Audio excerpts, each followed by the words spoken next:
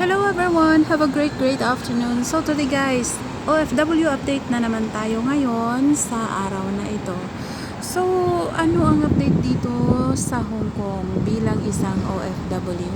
Simple lang guys, walang mga major na pagbabago. Same pa rin, maulan, laging unexpected na umuulan. So kakatapos lang ng ulan guys, kaya umakyat tayo dito sa rooftop and alaga sa garden, mag-atimanta sa atong garden guys.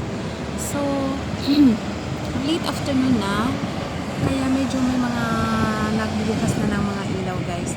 And look, medyo madilim, yes, medyo madilim kasi nga kakatapos lang ng ulan.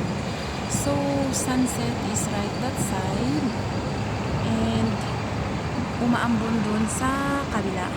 So tingnan natin guys, join me, let's check out my garden again. Pot garden or my plant in a pot. Kasi wala tayong lupain dito, kaya house in a pot na lang guys.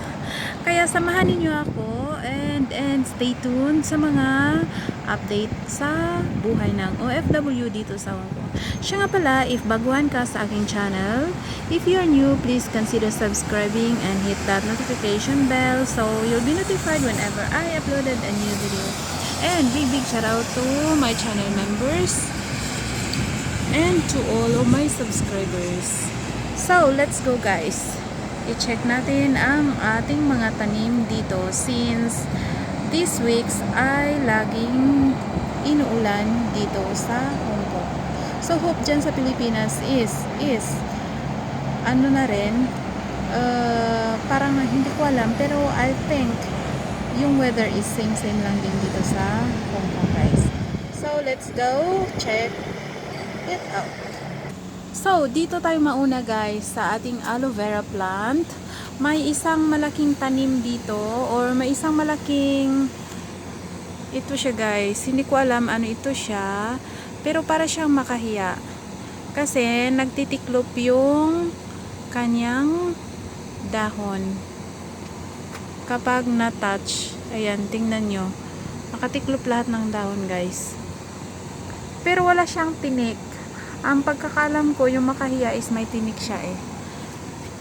And lumaki na siya guys. Maliit pa yan siya dati. And ang ating aloe vera guys, dahil lagi tayong inuulan dito, kaya look, yung ano niya, yung dahon niya is super mataba and green. So ito siya, kinat ko siya guys. Kinat ko to dahil nilagay ko sa aking buhok. So to those who are living dito sa Hong Kong and malapit lang dito sa amin, like dito banda ng Tai Kung or Hong Kong Island, you can message me if you like some aloe vera. I will be happy to deliver at your service. Then yung mangga ko guys, hindi ko alam, parang hindi ko alam kung namatay ba siya or kinain ba siya ng snail. Pero may tanim akong mangga dito. Anyway, let's see kung tutubo ba siya o hindi. Hindi ko na siya mabungkal kasi basa yung lupa. And here you go, ang ating lemon tree. Takot akong mag-touch guys kasi para siyang maraming uod or ewan ko, uod or caterpillar. Yes, caterpillar guys. Marami and kinakain yung dahon. Ayan siya, look at that. Matangkad na siya guys, mataas na, super.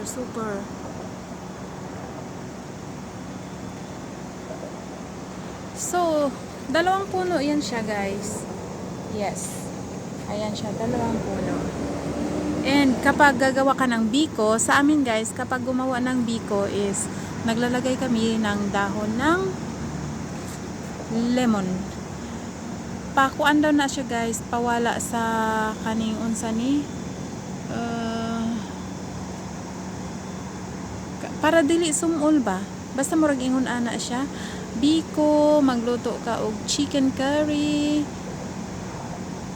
mga ganyan guys. Anyway, that's all for our lemon tree. Hoping na magbubunga siya guys. Pero puputulan ko yan siya para hindi siya masyadong tataas. Kasi sobrang taas na siya guys. And bawal dito sa rooftop. And ang ating, anong tawag dyan guys? Ito. Nakalimutan ko anong pangalan. Cactus ba yan? Ewan ko, siguro cactus yan. Yes. Super tangkad na siya guys. Super taas na. And may mga ano siya guys doon sa labas. Kaya lang, hindi ko siya maano dito sa loob, maipasok. Dahil lumabas siya sa bakod. Lumabas siya sa dito sa railings. And ang ating lemongrass. So lemongrass natin guys is pwede siyang gawin na tea. Ano to siya guys? Sleep depressant or depressant. Pang ano sa tulog. So pwede siyang lagain and gawing tea. And pwede rin siya sa lechon na manok, sa curry, basta guys, or sa chicken wings, in pepper and lemongrass. Masarap siya guys. And ito siyang mga maliliit na puting bato is para sa aking orchids.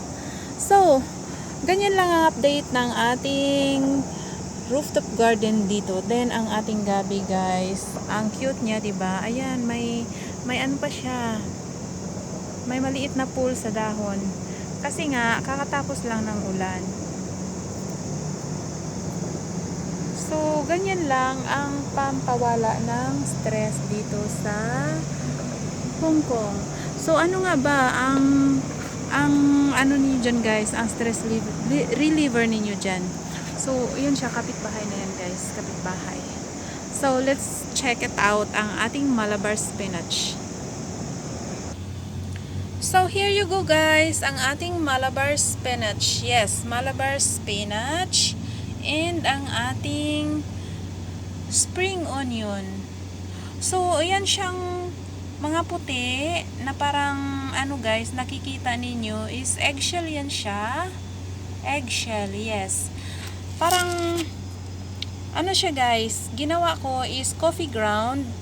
Yung ilalim pala nitong pot is nilagyan ko ng dried na leaves ng lemongrass, then nilagyan ng coffee grounds. Then after that, dito ko na nilalagay yung mga tirang pagkain or mga fruits peel, yung mga balat ng prutas at saka yung eggshell. So ganyan siya guys ang kinalabasan niya. So mayroon na tayong fertilizer, compost pit. Yes. So ayan siya. Ito siyang isang pot and may tinanim na ako na seed sa kabilang pot din. So, let's check it out in a while. Bala ko guys, ililipat ko ang iba kasi nagsiksikan sila dito kaya parang hindi siya lumaki masyado. Hindi sila makagalaw. Kaya maliliit yung dahon. But let's see sa by next week, baka ako guys, repotting ako. Kaya stay tuned for that. Paano mag-repot ng ating Malabar spinach. And here is our oregano. So, ang lalaki ng mga dahon guys. Ang lalaki ng mga dahon ng ating oregano. 'Di ba? Super. So, ito siya guys. Naalala ko sa amin, sa probinsya. Gamot ito siya guys sa ubo. Gamot sa mga hubag-hubag. Unsay hubag-hubag? Basta yung kung may ano ka guys, may sugat, tapos parang swollen siya or namaga, pwede ito siyang oregano pang ano guys, pang hampul. Yes, pang hampul. So niripat ko rin yan siya guys. Maliit lang yan siyang pot. Look, super liit lang ng pot, pero tumaba siya kasi coffee grounds din at saka yung mga nilagay ko is eggshell, yung mga tira-tira na mga pagkain at saka fruit peel, mga balat ng prutas. So ganyan kaganda ang ating tanim guys, super healthy. And let's go sa isang corner na naman ng ating rooftop. And dito tayo guys sa isang corner na naman, which is our moon glow. So moon glow guys, or succulent plant. Super, ang ganda nila guys. Look at that. Maliit lang yan siyang pot din. At saka wala yan siyang butas. Kaya dito ko nilagay banda sa pinakasulok. Ayan, sa pinakasulok para kapag uulan guys, hindi siya masyadong malunod. But look at this. Namumulaklak din ito and super ganda ng mga bulaklak nito guys. It's color pink and red. Parang pink and red kapag nagbulaklak siya. And by the way, kapag gusto kang magtanim nito, yung dahon lang niya guys. Yung matandang dahon dyan, pipitas ka lang, then ilagay sa soil and let it sit for a few days and tutubo na siya ng kusa. Basta huwag lang siyang malunod sa tubig or maraming tubig kapag nagdidilig ka kasi hindi siya maano siya guys, malanta siya, hindi siya gusto ng maraming tubig. Kaya ayan siya, sobrang dami na niya guys. O di ba? Ang ganda ng ating moon glow or succulent plant. So, ito siya, sa maliit na pot, bala ko is ilalagay ko yan siya sa baba guys, sa loob ng bahay. So, that's our succulent plant dito sa isang corner. And here is our orchid, still alive. Yes, still alive guys. Diba? Still alive. Kahit 2 bulaklak na lang natira. And another pot guys, ito siya ang pinaka maganda. Ayan siya dahil hindi siya masyadong crowded dito. Kaya mataba ang ating spinach or Malabar spinach or alugbate. So ito siya guys, ang ating alugbate. Super ganda tingnan. And hindi pa ako nakapaglagay ng ng stick para gapangan nila. Pero soon maglalagay na ako dito. May hinanda na akong mga sticks or yung parang alambre para gagapangan nila. And siguro tatanggalin ko na rin itong aloe vera or okay na rin baka na may aloe vera para at least may kasama sila. May kasama sila. Anyway guys, kasiyahan at katuwaan lang ng isang OFW dito sa Hong Kong. So sorry for that. Anong nangyari sa camera ko? Palubat na yata. Anyway guys, palubat na ang aking camera. Kaya update ko na lang kayo sa mga sumusunod na mga videos dito sa rooftop or rooftop garden. Thank you so much guys. Thank you for your endless support. Thank you for your time and for sharing the video to your any social media platform or to your YouTube community. See you soon again. Big shout out sa inyong lahat. Sana po huwag kayong magsawang suportahan ang aking channel. And please consider sharing the video. See you soon again. Thank you again for your time.